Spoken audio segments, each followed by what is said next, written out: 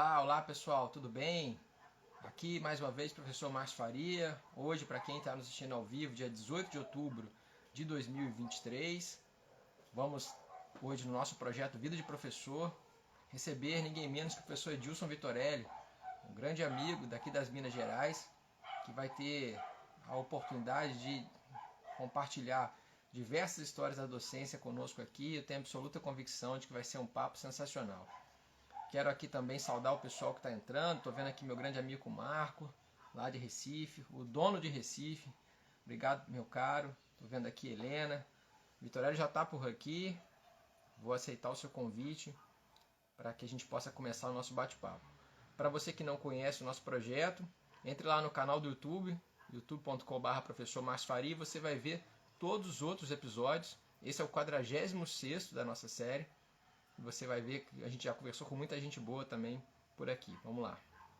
Ver se vai dar certo. Quem está por aqui também. Luciana está por aqui. Rafael. Vendo aqui mais gente boa chegando. Cláudia. Maicon. Obrigado, pessoal. Sejam bem-vindos. Vamos lá.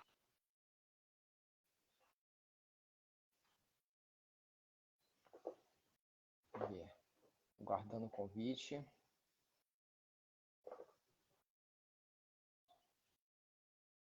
Vocês estão me ouvindo bem? Estou vendo aqui Lucas chegando também.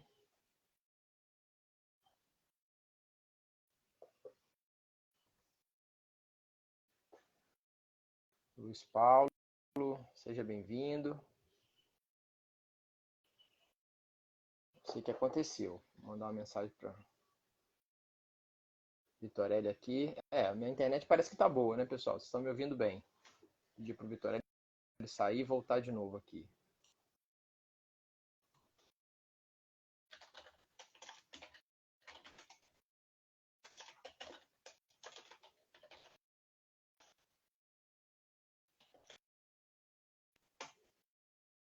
Olha lá, vamos ver.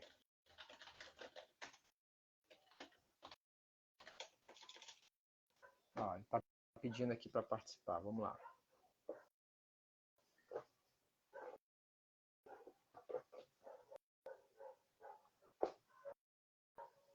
Vamos ver se funciona agora.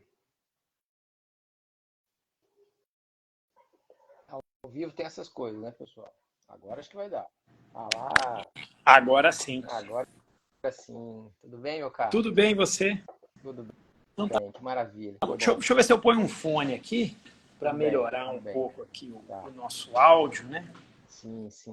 Enquanto isso, estou saudando o pessoal que está chegando aqui. Maravilha. Estou vendo nosso amigo Yuri, lá do FPPC, está por aqui. Vários alunos também aqui conosco, ex-alunos. Que bom, tenho certeza que vai ser uma prosa muito boa nesse nosso quadro. Me diga se ficou melhor ou pior. Melhorou? Melhorou? Então tá mais limpo. Maravilha. Bom, meu caro, primeiro eu queria te agradecer, obviamente, por você ter aceitado o meu convite. Fiquei muito feliz quando você aceitou.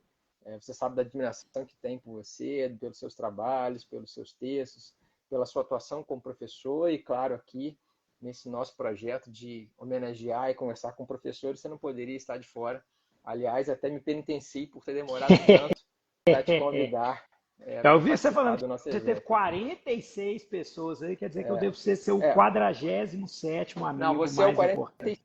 Você é o 46. Você é o 40. Então aí eu me sinto um pouco melhor. Melhorou um pouco. Na verdade é porque a gente vai fazendo um monte de coisa e vai pensando, bom, quem é que tem a agenda mais tranquila? Aí o Vitorelli não é o caso. Então, não, só para você ver, eu estou no tribunal, né? Não sei se você está vendo daí, mas eu estou no tribunal ainda. Estou percebendo. Bom, eu vou aqui oficialmente, então, abrir a nossa live, mais uma vez agradecendo a sua presença, recebendo todo mundo aqui.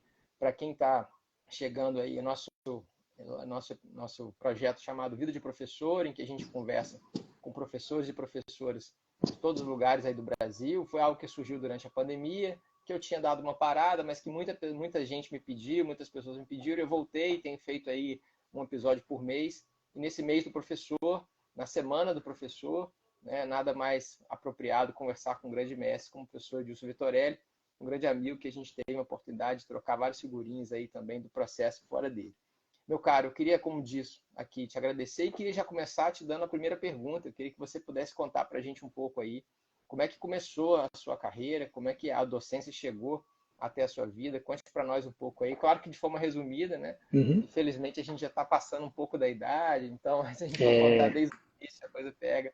Mas conta para nós um pouco aí como é que a docência chegou, se era algo que você já imaginava quando criança ou não, enfim. Conta para nós um pouco aí. Mais uma vez, obrigado. Obrigado. Querido, eu é que agradeço a sua gentileza, esse projeto é fantástico, eu já tinha invejado esse grande evento, fico muito feliz da gente estar aqui juntos, depois disso ficar no YouTube, é uma coisa interessante. Eu vou você falou que não é para contar a vida inteira, mas no meu caso não tem como não contar, na verdade. A minha mãe é professora da rede pública estadual de Minas Gerais há 47 anos e continua na ativa. Então, a docência, obviamente, por causa dela, e minha mãe exerce uma influência muito grande sobre mim, de modo geral, então, por causa dela, a docência sempre fez parte da minha vida, sempre foi uma atividade que eu admirei, sempre achei muito interessante, e isso sempre foi muito forte em mim, eu desde escola e tudo mais. E a outra coisa, curiosamente, é que eu gosto muito de artes performáticas. Eu gosto muito de teatro, eu gosto muito de música, eu tenho um lado que poucas pessoas conhecem, que eu gosto e estudo muito ópera. Eu tenho uma coleção grande de ópera em casa, só que eu tenho um problema, que eu sou muito ruim nisso e essas atividades não pagam muito bem. Então, o mais perto que eu podia chegar disso, enquanto arte performática, era ser professor. Então, era uma coisa que eu já gostava, que eu faço razoavelmente bem, as pessoas gostam do que eu faço.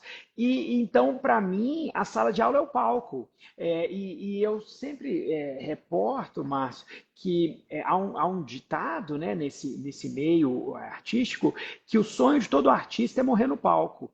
Porque todo artista gosta tanto da sua arte que quer morrer no palco. E eu vivo dizendo isso para os meus alunos, meu sonho é morrer dando aula e assombrar, obviamente, todo mundo depois, né, porque essas pessoas passem o resto da vida se lembrando disso, traumatizadas para sempre. Esse é o meu sonho. Se a gente, né, ninguém quer morrer, mas todo mundo vai morrer. Então, se eu pudesse escolher o meu caminho, eu queria morrer dando aula. Então, isso sempre foi muito forte para mim, sempre fez parte da minha vida de maneira muito significativa, e eu queria muito isso desde a faculdade. O meu projeto de vida, quando eu estava terminando a graduação, era fazer mestrado, imediatamente, porque eu queria muito que a docência fizesse parte da minha vida. Só que o que aconteceu foi que no ano que eu terminei a graduação, você vai se lembrar disso, você quase contemporâneo meu de faculdade, embora você seja mais velho do que eu. No ano que eu terminei a graduação, foi o ano que a CAPES estava exigindo uma readequação dos programas de pós-graduação e iniciando a imposição do que hoje são as regras que todos nós usamos nos programas de pós-graduação.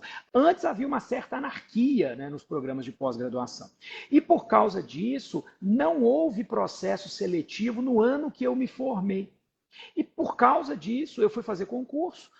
Eu acabei dando sorte de passar no concurso imediatamente, e aí a minha carreira acabou seguindo um outro rumo. Eu vim para a carreira pública e acabei fazendo mestrado anos depois. Então, eu me formei no final de 2004 e só fui entrar no mestrado em 2008. Nesse meio tempo, eu tinha acabado de passar em concurso, estava aprendendo a trabalhar, estava iniciando minha carreira profissional. A UFMG também demorou a ter prova de novo, e nessa época eu também estava um pouco em crise, poucas pessoas também sabem disso, porque o meu trabalho de conclusão de curso de graduação foi em direito econômico, direito da concorrência, mais precisamente. Quem me orientou foi o professor João Bosco Leopoldino da Fonseca, que até hoje é um grande amigo.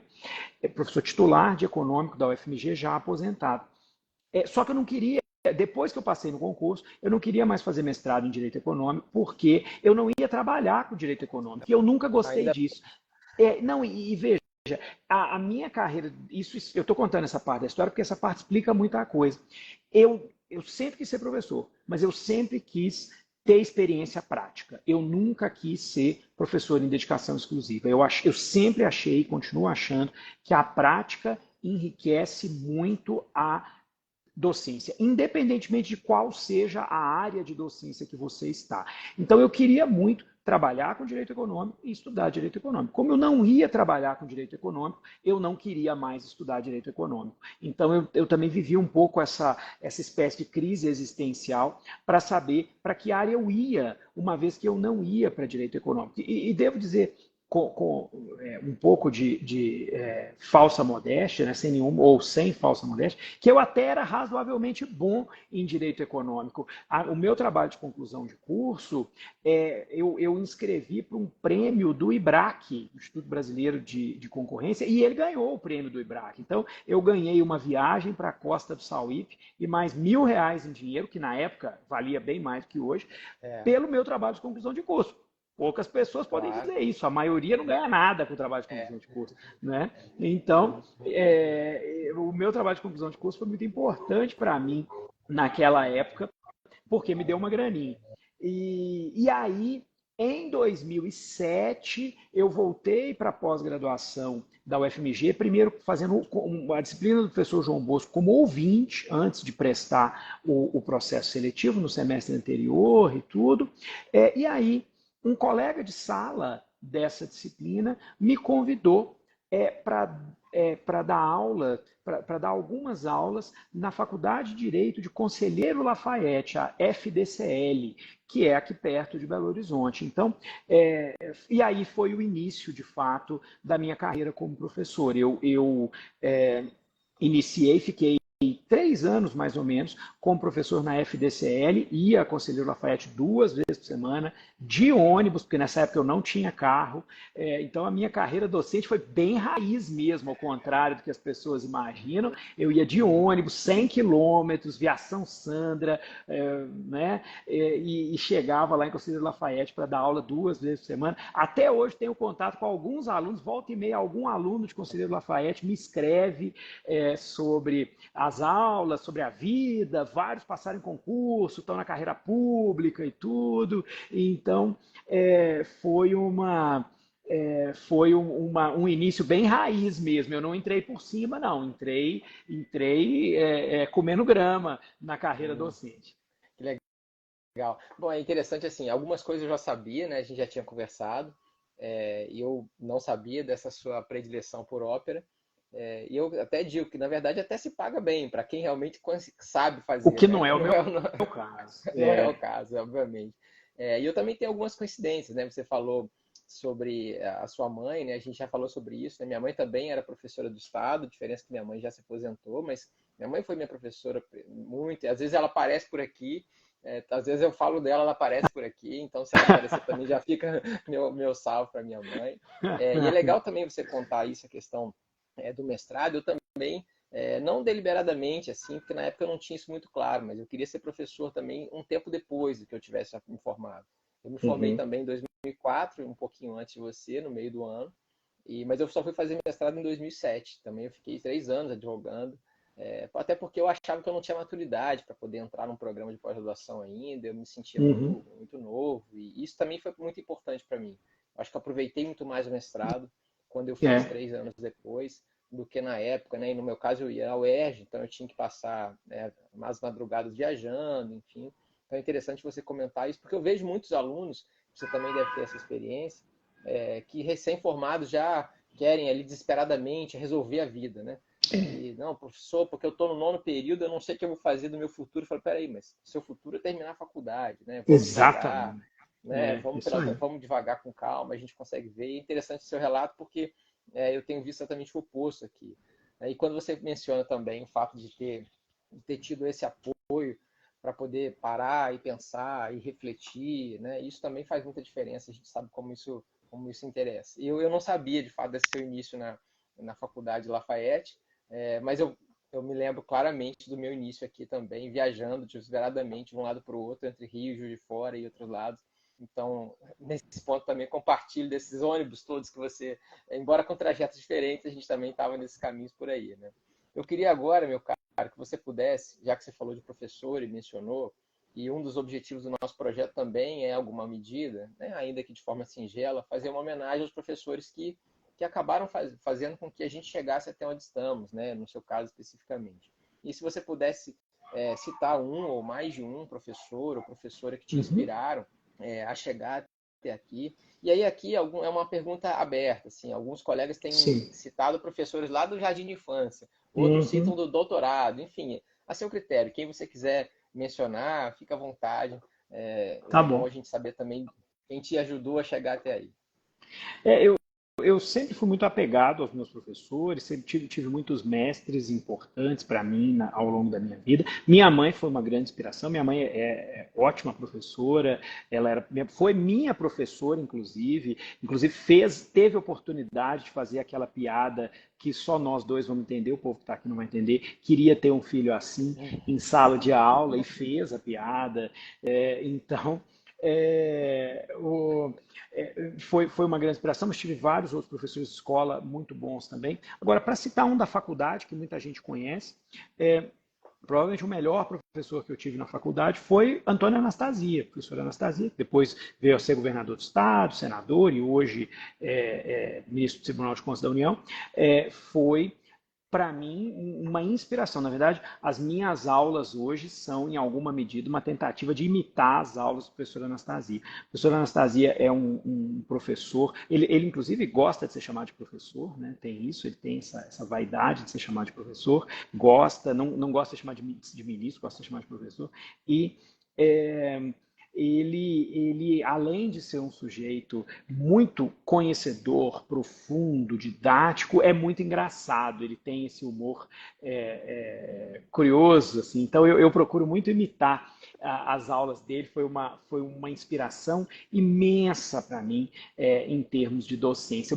Claro que teve muitos outros, mas ele eu destacaria. Acho que hoje ele não é mais professor, dá algumas palestras de vez em quando. Quem tiver a oportunidade de assistir uma palestra com o professor Anastasia deveria assistir, porque ele está aqui no Instagram, inclusive tem perfil no Instagram, e ele é um sujeito extraordinário, palestrante, consegue incutir as ideias dele na plateia de uma forma leve, suave, interessante, entretida, né? Daquela aula que passa rápido. E o meu estilo foi moldado muito nisso. Acho que quem lê os meus livros, assiste as minhas aulas, sabe que essa é a minha própria pretensão, é tentar passar o conhecimento de uma forma mais leve.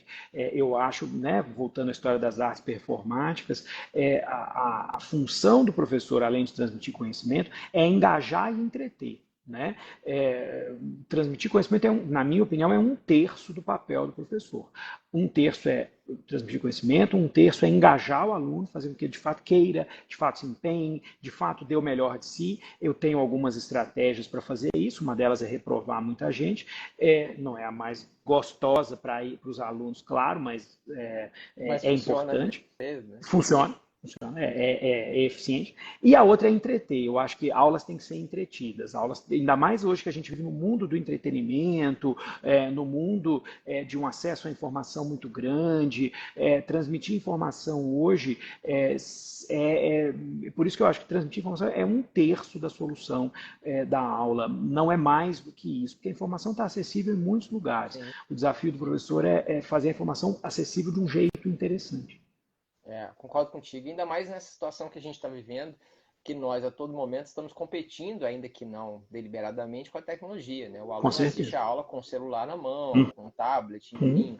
Né? E eu me lembro da professora Aline, que foi minha professora aqui, eu aproveito para homenageá-la também. Eu já conversei com ela aqui no nosso projeto, né? Ela hoje foi diretora da faculdade, professora de processo civil. Ela brinca que se antigamente um aluno chegasse com um jornal e abrisse o jornal no meio da aula, a gente iria dizer que é absurdo. Né? E claro que isso não iria acontecer, né? Isso seria algo ultrajante. E hoje o aluno abre o celular ali e tem acesso a muito mais informações do que um Do que jornal. o E a gente tem jornal. que tentar lidar com isso e tentar fazer com que eles cheguem realmente à atenção que a gente precisa para a aula. E aí essa ideia de engajar e entreter de fato é muito interessante. Eu não tinha pensado sobre essa perspectiva, embora também comungasse dela. Eu também tento fazer com que as aulas sejam interessantes, né? Alguns alunos estão por aí, talvez podem me desmentir ou não, nesse sentido. Claro que eu não tenho essa capacidade que você tem, mas de fato acho que eu concordo contigo, acho que tem que ser por aí realmente. Que bom, boa lembrança do professor Anastasia, fica da minha dica para todo mundo segui-lo por aqui. Bom, eu queria, meu caro, te perguntar agora, eu sei que nesse tempo de docência muita coisa boa aconteceu e vem acontecendo, felizmente, para que você continue aí também dando aulas. Eu queria que você pudesse destacar pelo menos um ponto em que você chegou em casa um dia e você disse assim, nossa, hoje isso aqui foi Uhum. muito legal. Né? Seja dentro de sala de aula, seja Sim, num evento, alguma coisa que tenha a ver com a docência, que de fato foi um momento marcante para você durante a sua carreira. E por outro é. lado, já aproveitando o embalo, se você pudesse também destacar algum ponto que não foi também dos melhores, alguma coisa que você eventualmente planejou e não deu certo, algum fato Uhum. que fez com que você dissesse, pô, esse dia infelizmente uma coisa não rolou, ou aconteceu algum fato negativo, enfim, mostra pra gente aí esses dois opostos, até porque a gente aqui fala muito bem da vida de professor, mas também a gente sabe que tem coisas não tão Claro. legais, né? É. Então, a realidade é dura, mas a gente precisa contar também um pouco dela. Fala pra gente aí um pouco desses extremos. Olha, eu tive muitos bons momentos. Só para você ter uma ideia, eu já falei que estou aqui no tribunal, né? Isso aqui, ó, é o meu armário. Tudo isso aqui são coisas de paraninfia, de homenagem, quase todas acadêmicas. Não todas, tem umas ou outras do MPF, mas quase todas são homenagens acadêmicas. Então, eu vivi muitas coisas muito emocionantes na minha vida como professor. Mas vou destacar uma que eu acho que é mais inusitada do que o que você já pode ter ouvido nos outros 45 episódios aqui desse programa. Como eu acabei mencionando, como eu acabei de mencionar, eu ao longo do tempo fui revendo muito a minha relação com a avaliação. Com a questão de avaliação, de como exigir, como cobrar, quanto cobrar, reprovar ou não reprovar, e esse tipo de coisa. E em algum momento eu acabei decidindo que eu ia cobrar, que eu ia ser um professor que cobrava, por N razões. E tive a sorte de, quando eu tomei essa decisão, estar no Mackenzie, que é uma grande instituição, uma instituição que me deu total autonomia para agir, dá total autonomia para todos os seus professores agirem como quiserem, apesar de ser uma instituição privada, não se preocupa, não tem essa de passa todo mundo, essa coisa. E eu resolvi cobrar. E aí, eu fiz isso gradualmente, claro, né, gradual, como um bom autor de processo estrutural, fui fazendo isso de maneira prospectiva, gradual, incremental, e aí chegou num ponto que o meu índice de reprovação gira em torno, hoje um pouquinho menos que isso, mas antes da pandemia, né, agora eu estou voltando, estou acelerando de novo, mas antes da pandemia, meu índice de reprovação girava em torno de 30%. Então era mais ou menos assim, senta na cadeira, olha para o lado direito, olha para o lado esquerdo. Um de vocês três vai estar aqui de volta no semestre que vem. Né? E aí, algumas pessoas quiseram, né, me dar a honra de estar de volta comigo várias vezes, não apenas uma vez. Porque só Estilo eu aluno dava. grapete, né? Exatamente, porque acho que as pessoas realmente se apegam, né? E Sim. só eu dava a matéria, então não tinha como fugir para outro turno, para outro horário, que é a matéria de Teoria Geral do Processo, que depois virou o livro que eu escrevi com o Gustavo Osna, de Introdução ao Processo. Eu já dei essa matéria muitas vezes, só eu dava essa matéria no Mackenzie, então. Então não tinha muita solução. E aí, eu tive um aluno especificamente que fez a disciplina comigo, é um dos recordistas, né? Depois eu passo por antigo também, eu vou confessar. Eu levo o merecimento até a quinta vez, então eu reprovo 4 vezes.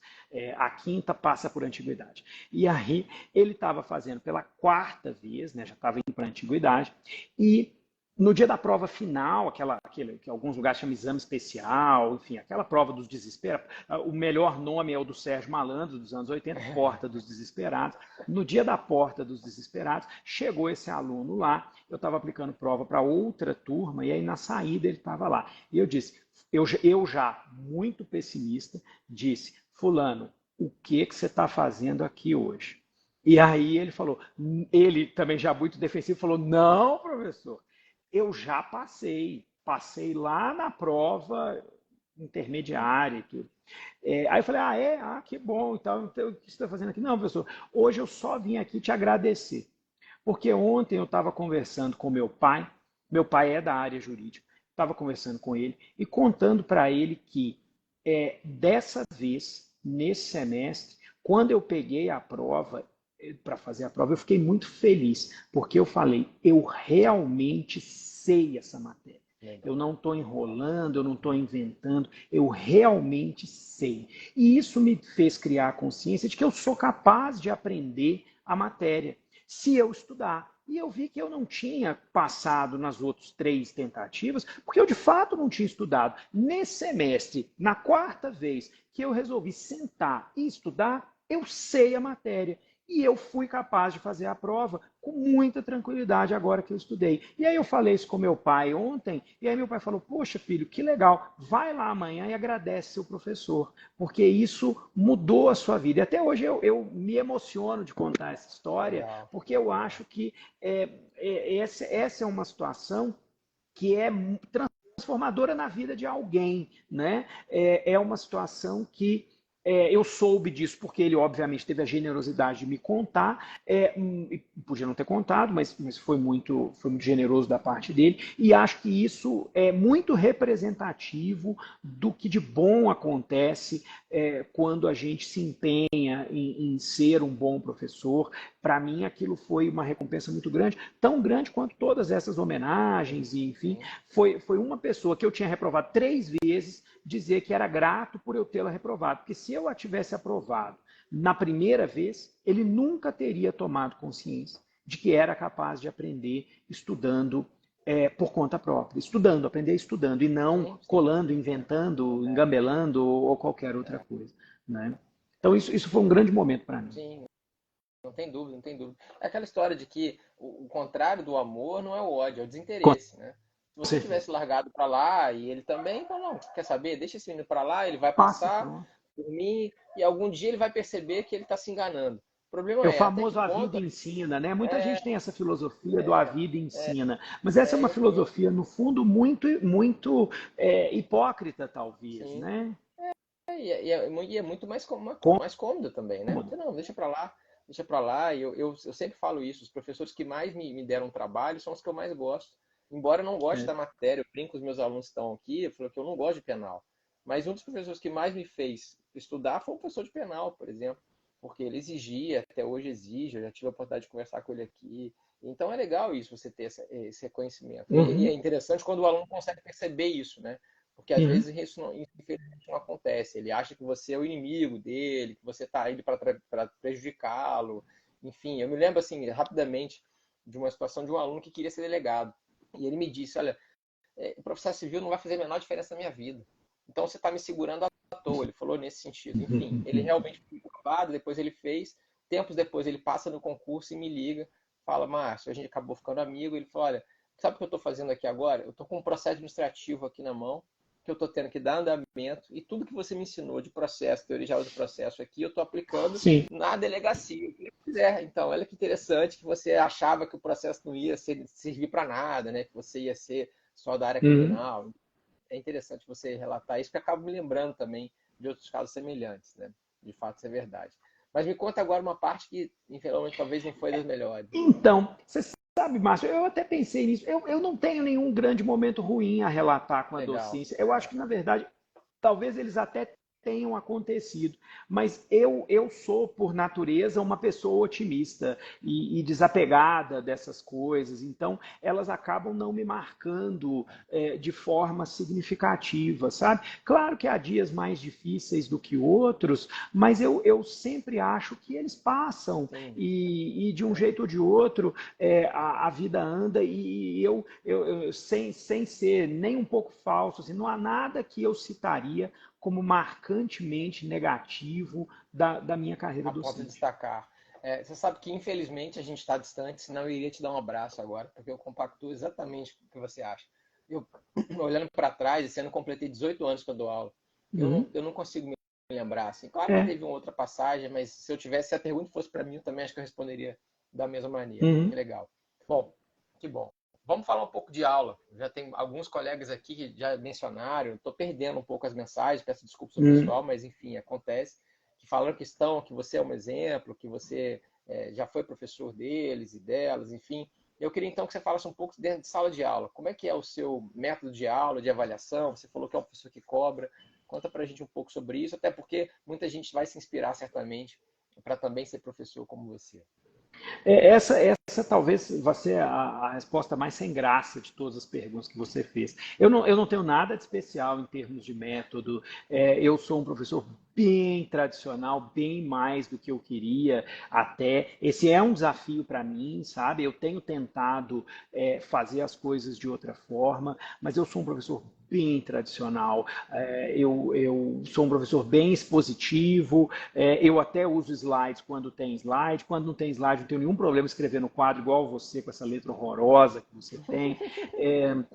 Mas eu não tenho muita. Eu gosto da ideia de metodologias ativas, desde que elas funcionem, e eu acho que elas, de modo geral, não funcionam. Os alunos têm preguiça um pouco de ter que estudar antes, porque, na verdade, o grande dilema das metodologias ativas é que elas são muito mais trabalhosas para o aluno, né? Para o professor. Para o professor, a aula da metodologia ativa é ótima, porque você faz muito menos do que você faria numa aula expositiva. Então, o meu método é muito tradicional. Isso, para mim, é um problema, ainda que, de modo geral, os alunos gostem. Eu acho que isso é um problema. Eu me esforço para melhorar isso e tenho tentado, um pouco com a ajuda da tecnologia, mandar coisas para os alunos no Moodle, materiais, slides, livros, textos e essas coisas.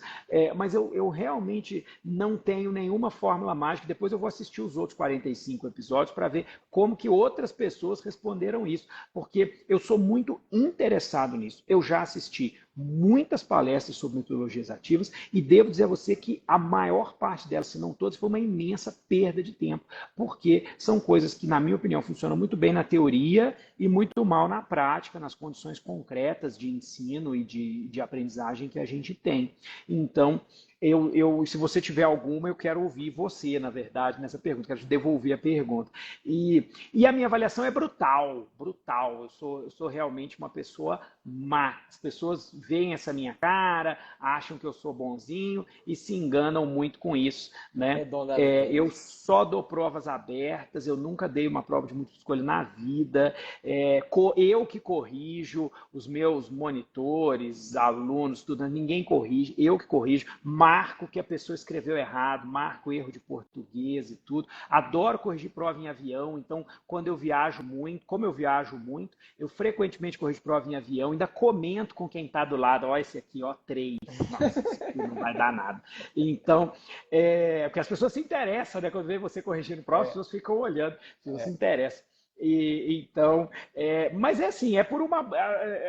As pessoas provavelmente depois que eu falo isso não vão acreditar que é com boa intenção, mas até é com boa intenção. Eu quero que as pessoas de fato se empenhem, porque a gente dá aula de uma matéria muito importante, que é processo civil. Se eu fosse professor de penal, não cobrava nada, porque nem eu Claro, acredito que a matéria é sim. importante, não cobraria nada. Mas eu acredito na matéria, né? Eu acredito na matéria, e como eu acredito na matéria, eu cobro. É, eu concordo integralmente contigo. Eu já até dei provas de marcar como experiência, mas foram completamente negativas, enfim, foram muito ruins.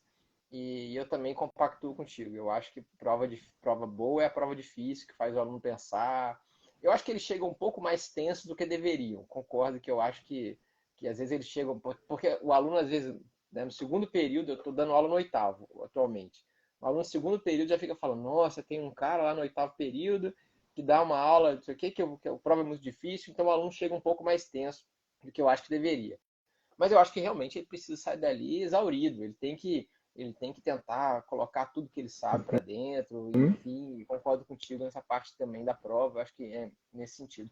E eu não tenho também boas experiências com metodologias ativas, não. Eu acho que elas são ativas em parte, porque elas são ativas para o aluno e passivas para o professor. E, na verdade, você está trocando, né? E talvez elas funcionem melhor na pós-graduação. Eu acho que aí sim, você tem um Aí aluno sim. já previamente interessado, que Que eventualmente lê já tem antes.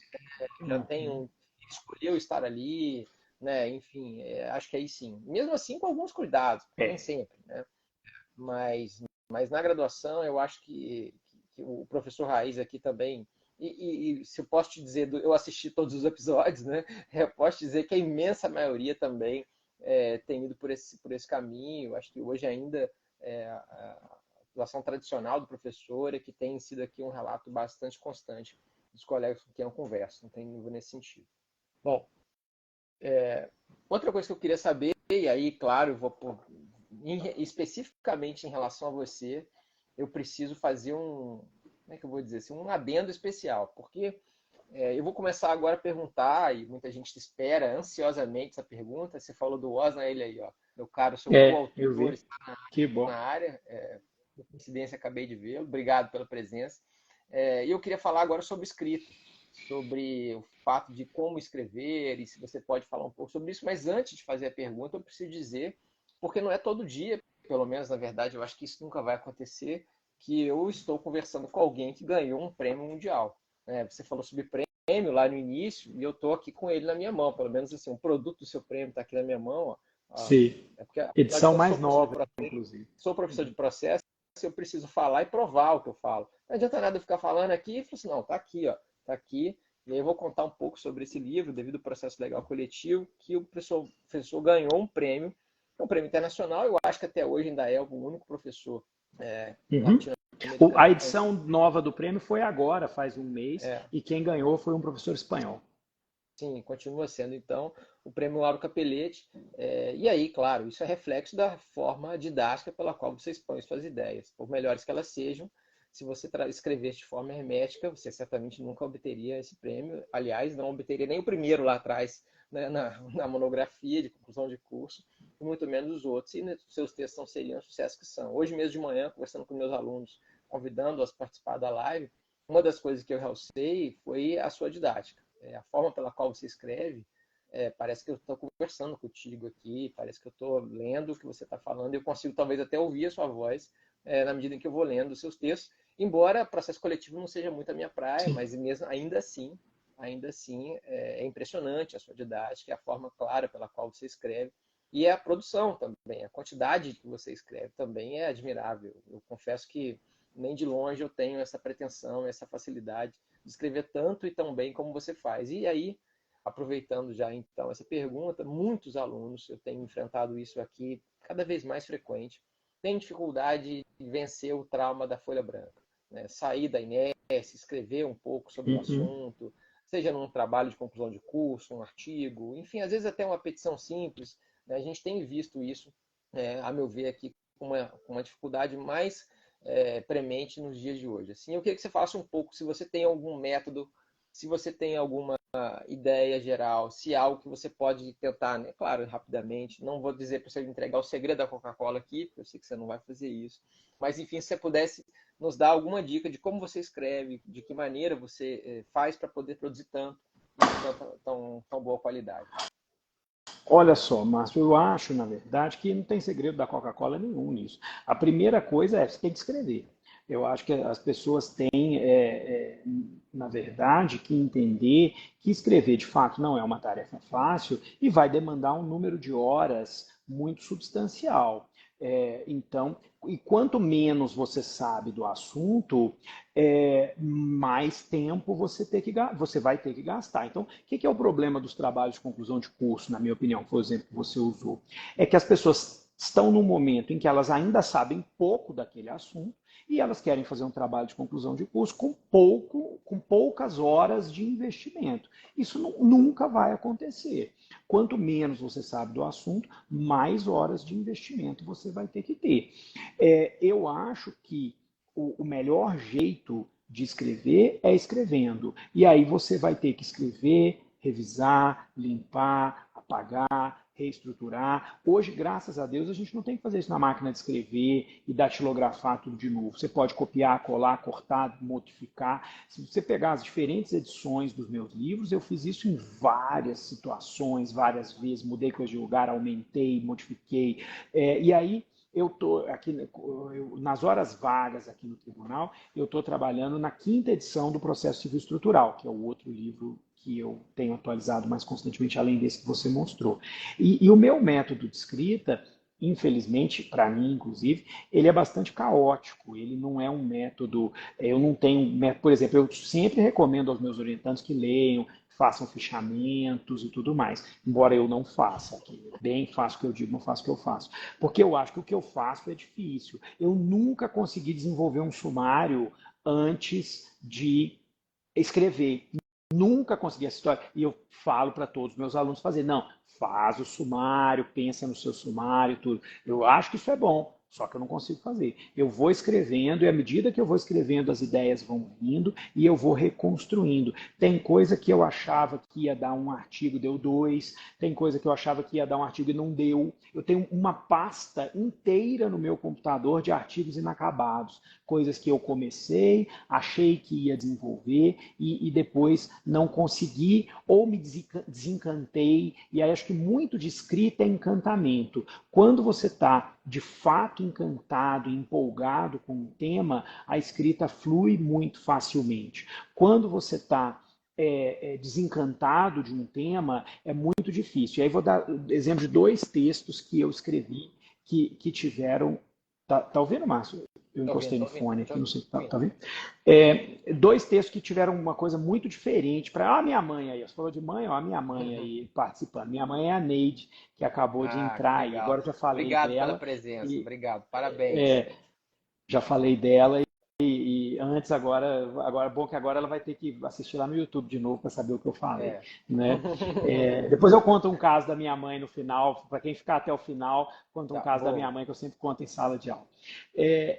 Que acontece? Eu participo de uma coleção que o Marco Jobim organiza sobre clássicos da teoria do processo, né? E eu odeio isso, odeio com todas as minhas forças. Eu escrevo porque eu gosto do Marco, porque eu acho que o projeto tem valor, mas eu não gosto de escrever sobre isso. São textos muito sofridos de escrever. Eu não gosto de escrever textos biográficos, nem meus, menos ainda dos outros, enfim.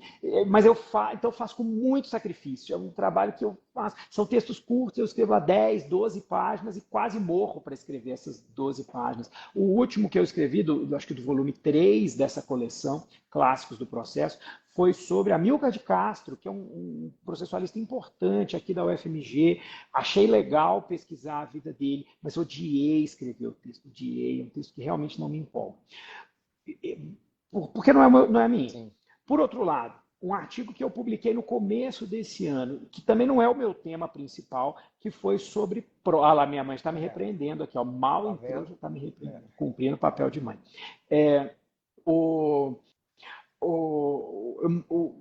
Eu escrevi um texto no início desse ano sobre prova pericial, que de longe não é o meu assunto, assim, não é um assunto sobre o qual eu gosto, mas não é um assunto sobre o qual eu escrevo. E escrevi por causa do congresso sobre prova lá da PUC Rio Grande do Sul no ano passado. Eu fiz uma palestra que todo mundo absurdamente odiou a minha proposta e isso me motivou demais a escrever. E eu adorei escrever, eu pensava no artigo o tempo todo, deu um artigo enorme. À medida que fui escrevendo, fui desenvolvendo mais aquilo que eu tinha pensado para falar na PUC. Então, hoje, o texto que saiu não é exatamente o que eu falei, ele é muito maior do que o que eu falei lá, e adorei escrever. Então, eu acho que são dois desafios para quem vai escrever. O primeiro você tem que sentar e escrever e saber que essa é uma atividade que leva tempo. E o segundo você tem que se empolgar com o tema. Quanto mais empolgado você estiver com o tema, mais fácil vai ser escrever. Quanto mais aquilo for um peso para você, pior vai ser a sua redação, pior vai ser o peso que você vai ter que carregar na medida que você vai avançando, sabe? Mas eu sou muito caótico, então eu estava falando que eu estou atualizando, hoje eu parei um pouquinho aqui no gabinete. Olha como é que está a minha mesa aqui, ó. Se dá para ver. Estou aqui com o livro do Cabral, com o livro do Jordão, um por cima do outro. Aqui não tem muita coisa porque eu fiz por pouco tempo, mas quando eu estava escrevendo o processo civil estrutural, eu tirei férias. E aí eu tinha um monte de livros assim, abertos, marcando a página com o livro aberto, no chão, em volta da minha cadeira, isso gerou um conflito conjugal muito sério, que ninguém podia mexer nos livros que estavam no chão, abertos, e isso ficou meses no chão, abertos e tudo. Então, eu não sou um metodólogo para fins de redação de texto. Eu sou uma pessoa bem confusa nesse aspecto. O Do texto não caos é se faz confuso, a mas luz também, né? Fiat Lux, exatamente. Exatamente. Bom, a gente estava falando sobre escrita, coincidentemente ou não, acabou de entrar nosso amigo Léo aqui, e eu queria aproveitar, porque uma das coisas que a gente tem hoje, que talvez a gente não tinha, talvez não, certamente a gente não tinha, há tempos atrás, quando a gente escreveu, por exemplo, a dissertação de mestrado, né, alguns anos atrás, era a facilidade de a gente ter acesso à doutrina de colegas, à doutrina de pessoas que também estão no nosso mesmo barco e pensam também o processo como a gente pensa, e também porque a gente precisa, obviamente, trocar ideias, poder receber inspirações diferentes, pensar diferente, é aquilo que a gente sempre tinha aquela ideia originária. Eu me lembro de sempre falar, pô, eu estou estudando o livro do professor Humberto Teodoro, o livro do professor Leonardo Greco, o livro do professor Araquém de Assis, são pessoas muito distantes da nossa realidade originalmente, de um aluno que também está na graduação. E quando você tem colegas que estão no mesmo barco, isso acaba também servindo como incentivo para você escrever. E talvez foi com base nisso que eu, você e o Léo nos pensamos rapidamente na criação da Rede Mineira de Processo, que ainda está um projeto bastante inicial, mas eu queria que você pudesse falar um pouquinho sobre isso, até para a gente incentivar a ideia e levar para Maravilha. frente. E aí, Léo, mais uma vez, obrigado pela presença. É isso aí.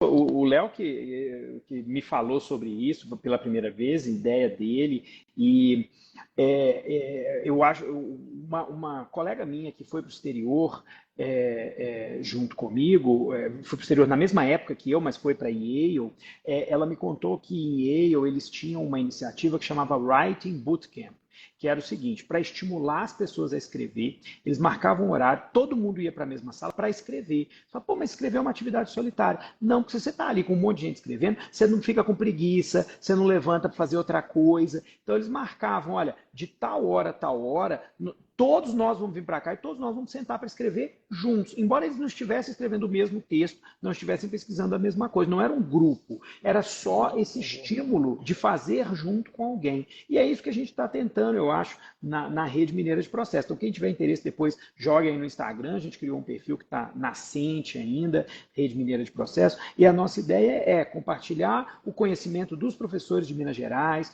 compartilhar os trabalhos, os eventos. A gente tem muito evento, né? É impressionante. E aí o que eu mais ouço nos eventos que eu mesmo organizo é: mas eu não fiquei sabendo, eu não fiquei sabendo, não fiquei sabendo. E hoje quem não fica sabendo é desinformado, porque a informação está por toda parte, a gente posta isso em tudo quanto é lugar. Então, tem muita coisa legal acontecendo, e eu acho que com esse estreitamento dos vínculos entre nós aqui de Minas Gerais, a gente tem potencial para fazer muito mais coisa legal para o processo brasileiro. Né? Não tem dúvida.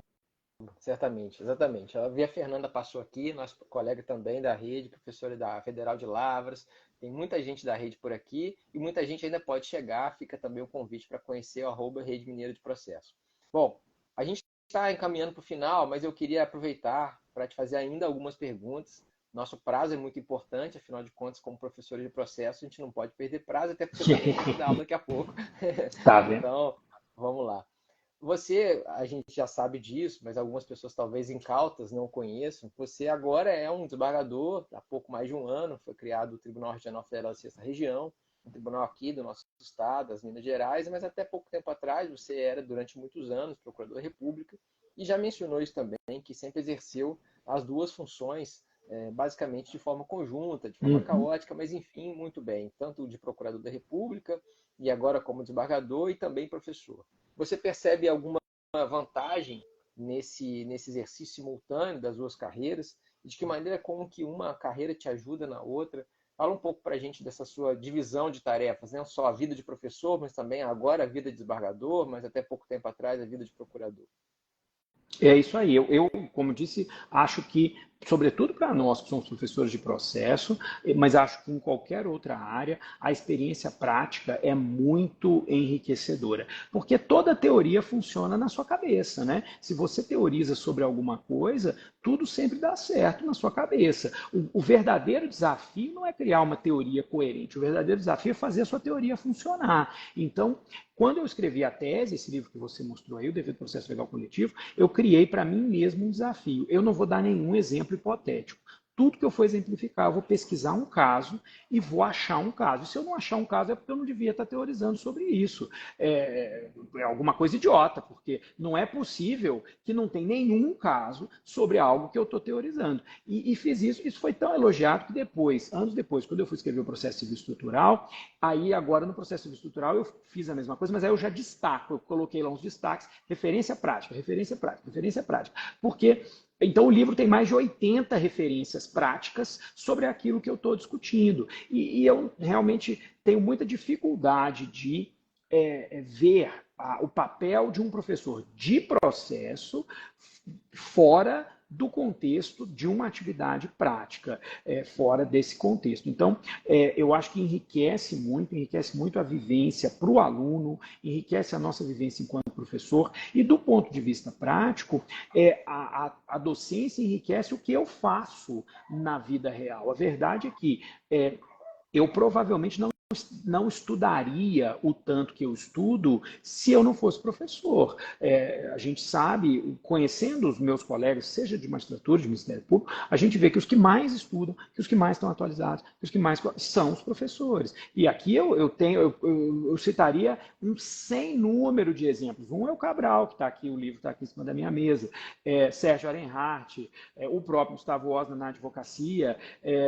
Você vê que é muito raro, existem, claro, toda regra tem exceção, mas é muito raro que os grandes autores ou os grandes professores de processo sejam apenas professores. E a UFMG tem sido sensível a isso e tem aberto os concursos para professor de processo sem dedicação exclusiva, né?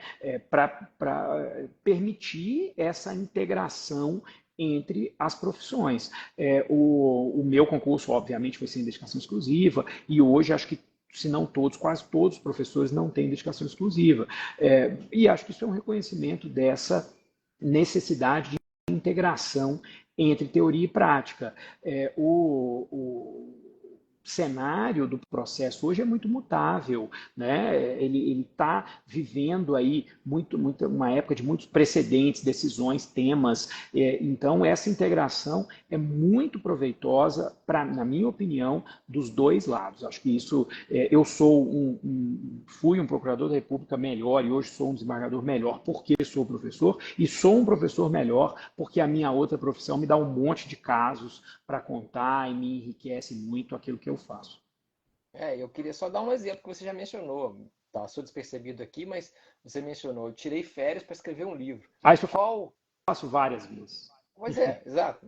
A gente fica aqui esperando um feriado, um recesso, alguma coisa para poder escrever algo, né? Tá com uma pilha de coisas aqui. Eu, inclusive, estou devendo um monte de artigos, de texto para um monte de gente, porque eu não consigo parar para poder fazer, e estou esperando chegar o recesso para poder fazer isso. Eu tenho absoluta certeza de que se você não fosse professor, se você fosse só desembargador, só procurador, só advogado, enfim, qualquer outra coisa, você certamente não faria isso. Né? Porque também, na verdade, uma pessoa em sã consciência também não usa as férias para poder escrever. Né? A gente também tem que dizer que nós somos um pouco malucos, é importante também frisar isso. Né? Meus amigos mesmo, vários aqui acompanham, falam, você é doido. Enfim, eu reconheço, de fato, isso não é muito salutar, Não mas dá para enfim, é o que a gente faz, é o negar. que a gente gosta, a gente faz isso com prazer. Né? E eu posso dizer, Edilson, porque eu fui professor da E durante algum tempo, né? Eu fui advogado antes de entrar na universidade, durante 8 anos. Entrei como dedicação exclusiva, que na época aqui os nossos concursos eram assim, ainda são na sua maioria. E eu consegui perceber claramente que, embora os alunos digam que não, as minhas aulas estavam ficando ruins, estavam ficando desatualizadas, e eu sentia falta de eventualmente tratar de alguma coisa um pouco mais cotidiana. E de um ano e meio para cá, eu até aqui faço mais uma vez um agradecimento especial de público ao nosso amigo Léo Cunha, que foi uma pessoa que na época me ajudou muito a tomar essa decisão. Eu falei, não, eu vou sair da DE e vou voltar da advocacia. E nesses 2 anos quase para cá que eu saí, é impressionante a quantidade de coisas que eu hoje tenho trazido para a sala de aula. Eu tenho, né, minha cabeça está cada vez... Os alunos ficam brincando aqui, não sei se aí na UFMG tem isso, eles gostam de pegar o proibidão, que a gente chama aqui, que é uma cópia de caderno de um aluno que já se formou e tal, que é um bom aluno, e eles usam com base naquilo.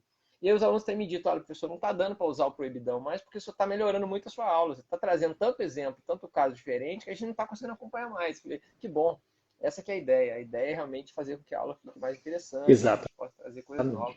E é bom você trazer a sua experiência.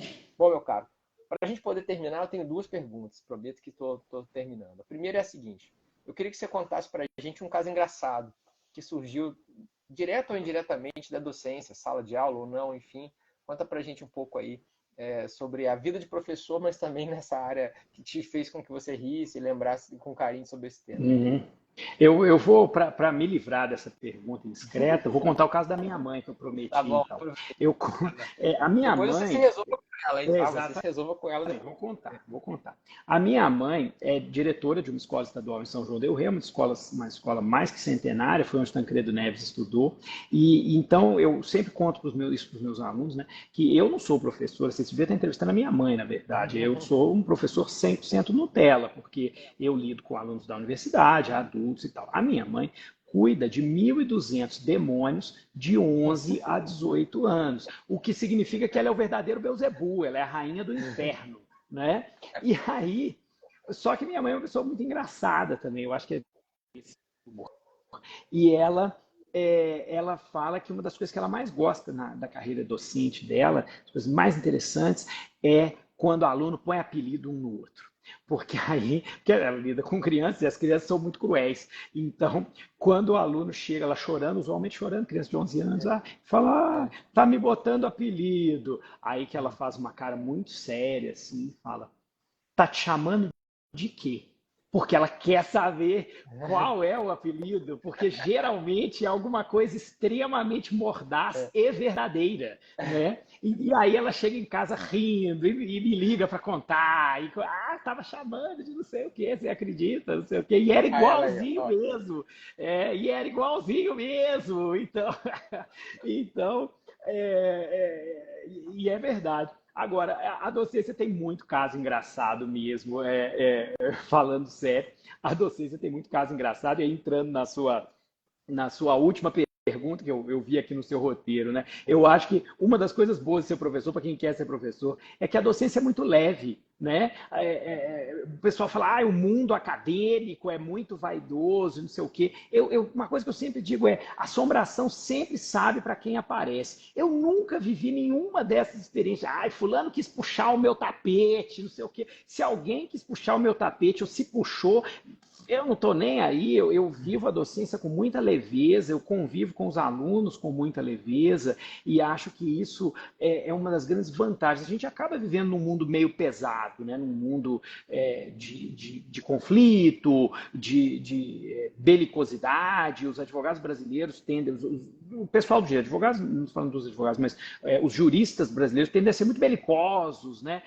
As pessoas têm um estilo de redação muito agressivo, um estilo de manifestação muito agressivo, e a docência te permite sair um pouco desse universo, te permite ganhar um pouco mais de dinheiro, porque é uma profissão, na nossa área, passível de ser conciliada com outra, né? O Maurício Tim, que é o coordenador do mestrado lá da Católica de Brasília, eu fiz uma live com ele há um tempo atrás, e ele falou uma coisa muito legal, falando sobre por que fazer mestrado. E aí ele disse o seguinte, cara, mestrado é outra profissão, você está adquirindo uma segunda profissão, né? Você pode ou não exercê-la como qualquer profissão, mas você passa a ter uma segunda profissão. E é sempre bom, né, ter uma segunda profissão. Eu sempre me ressenti de não saber fazer outra coisa além do direito. Eu vivo falando, quem convive muito comigo fala, se eu der errado no direito, eu vou fazer isso aqui agora. Toda vez que eu faço alguma coisa razoavelmente bem, tipo bater um prego na parede, colocar um quadro, alguma coisa, eu falo, bom, se eu não der nada no direito, pelo menos eu vou conseguir fazer isso. E ser professor te dá uma carreira alternativa mesmo, que é muito interessante, e acho que, para mim, foi das coisas mais construtivas, mais espetaculares que eu já fiz na vida. Eu continuo apaixonado pela docência, como se fosse o primeiro dia. Eu vivo dizendo, disse isso no Mackenzie várias vezes. Uma vez até eu fiz uma palestra no Mackenzie, também foi um momento marcante, que eu fui convidado para fazer uma palestra na semana de preparação pedagógica para os professores de todos os cursos, né? Inclusive para o reitor, para o vice-reitor e tudo. E aí eu disse nessa palestra uma coisa que eu vivo dizendo em sala de aula, que eu acho que eu não devia ser pago para dar aula, eu devia pagar para dar aula, porque isso é terapêutico. Mas eu vivo falando isso, as pessoas insistem em me pagar, e aí eu sou obrigado a receber. Mas isso é tão terapêutico que eu não penso em outra. Você acha que é possível dar aula pensando se você está endividado, se você tem que fazer outra coisa? É impossível, é uma atividade tão imersiva que não existe meditação melhor, não existe yoga melhor, não existe terapia melhor do que dar aula, porque é uma atividade tão imersiva que você tem que sair do corpo ali, sair de todas as suas preocupações, sair do seu cotidiano, porque senão você não consegue dar aula. Isso, para mim, é muito extraordinário. Eu saio da sala de aula revigorado, porque eu só pensei na aula. Aí, sair da sala de aula, para mim, é uma espécie de voltar à vida real. Aí falar, agora estão de volta os problemas. Meus problemas. Né? Eu concordo integralmente contigo, assim, impressionante. Assim, eu dei aula, estou dando aula nos primeiros e últimos horários do dia, nas beiradas do dia, né? E até por conta da advocacia, por conta de atividade menina, enfim, outras coisas. E as beiradas do dia, para mim, são as melhores partes do dia. Quando eu estou ali dentro da sala e eu realmente me esqueço de tudo e daqui a pouco eu vou de novo para essa beirada. E isso é muito legal, né? Você vê ali e você consegue perceber nitidamente com a experiência de que, putz, o aluno entendeu. Você usou, às vezes ele não te pergunta a coisa, se dá um exemplo na hora, ou muda a forma de explicar e fala, agora eu entendi. Pô, isso não tem preço, né? Isso é muito legal. Você saber que ele conseguiu entender a partir da sua explicação, a partir da coisa do insight que você teve na hora, né? Isso faz muita diferença, realmente. É o que você falou, é mais recompensador talvez para nós do que para eles, né? Mas, enfim, que bom que essa troca acontece. Bom, meu caro, última pergunta. E, infelizmente, o tempo passou muito rápido. Muito rápido. Foi uma satisfação muito grande conversar contigo. Então, já aproveitando para te agradecer, eu queria que você pudesse deixar uma mensagem final para as pessoas que estão nos assistindo agora, para quem vai nos assistir lá no canal do YouTube, onde estão também os outros 45 episódios dessa série, youtube.com/, professor Márcio Faria. E que você então pudesse deixar até a posterioridade, como disse nosso amigo Paulo Mendes, ele falou, eu quero que depois, daqui a 10 anos, ouvir de novo a live que ele participou e tal. Eu queria que você pudesse deixar para a gente uma mensagem para os professores e professoras que já estão no mercado e que eventualmente têm enfrentado dificuldades, que eventualmente se mostram talvez até intransponíveis, e também para aquele pessoal que está nos assistindo, vai nos assistir, que pensa em ser professor, que imagina um dia ser professor, mas talvez imagina, não, eu não quero fazer isso, enfim, deixa uma mensagem final para essas pessoas que estão aí nesse, vamos dizer, nesse espaço de limbo aí, talvez, da carreira docente. Para ser muito breve, primeiro, eu acho que compensa, eu acho que é uma profissão que é muito fácil de compensar, exatamente porque ela tem todas essas recompensas que a gente já falou aqui, né?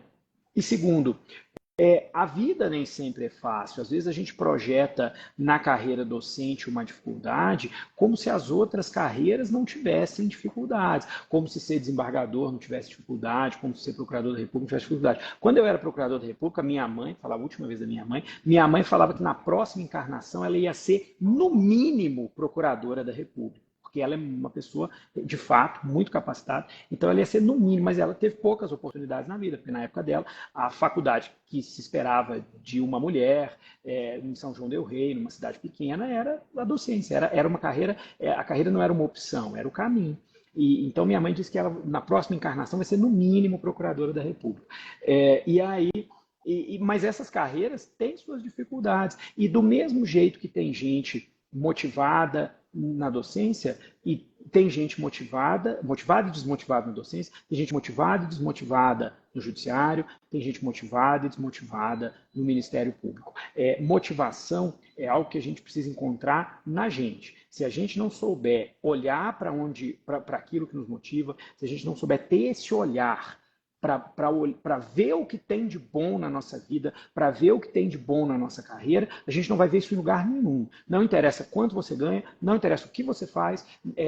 Se você projetar a felicidade para fora de você, você nunca vai encontrá-la. Claro que muitas carreiras são mais difíceis do que outras, mas, e aí eu estou falando aqui com base numa tese de doutorado em administração do hoje secretário adjunto de Planejamento de Minas Gerais, que é meu amigo Luiz Otávio Milagres, que estudou motivação. A tese de doutorado dele, que é de administração pública, foi sobre motivação do serviço público. E ele estudou pessoas que trabalham na carreira de assistente social, que é uma carreira muito difícil. Né? Carreira muito difícil, porque lida com a miséria humana. E como em toda carreira, o que ele encontrou? Pessoas altamente motivadas e pessoas altamente desmotivadas. E o que a ciência da administração tem a dizer sobre isso é que a motivação não depende apenas e, curiosamente, não depende sequer predominantemente do cargo que você exerce, do quanto você ganha e das suas condições de trabalho.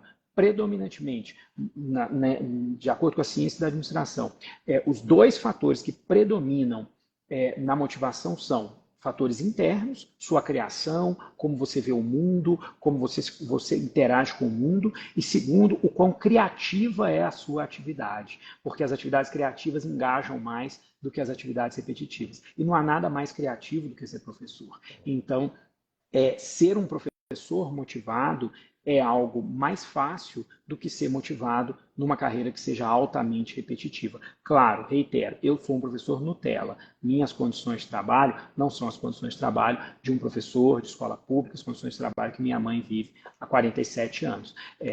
Eu sou um professor de condições de trabalho muito boas, né? Muito boas. Muito diferente de outras condições que estão aí. Mas mesmo reconhecendo que essas condições são ruins, e eu sei que são, e acho que o Brasil precisa melhorar muito nisso, mesmo assim, a vivência de criatividade e a vivência dessa transformação social que um professor pode ser capaz de fazer é cientificamente algo que motiva muito. Se ela não está te motivando, é porque você não está sabendo olhar para ela, não está sabendo enxergar isso onde ela está. Sensacional, maravilhoso, meu caro. Obrigado, obrigado de verdade. Eu tenho, mais uma vez aqui, vou te guardar vários abraços, vou pagar rapidamente, espero encontrá-lo em breve. Não teria melhor maneira da gente encerrar a nossa conversa. Foi realmente sensacional. Espero que todo mundo possa ter ouvido aí. E eu vou, mais uma vez, recomendar que as pessoas assistam novamente, e eu vou fazer isso várias vezes. Sempre que, eventualmente, eu estiver aqui um pouco desanimado, pode ter absoluta convicção de que, para mim, foi uma lição e tenho certeza também que para muita gente. Obrigado de verdade. Né? Você sabe o apreço que tem por você, a admiração que tem por você.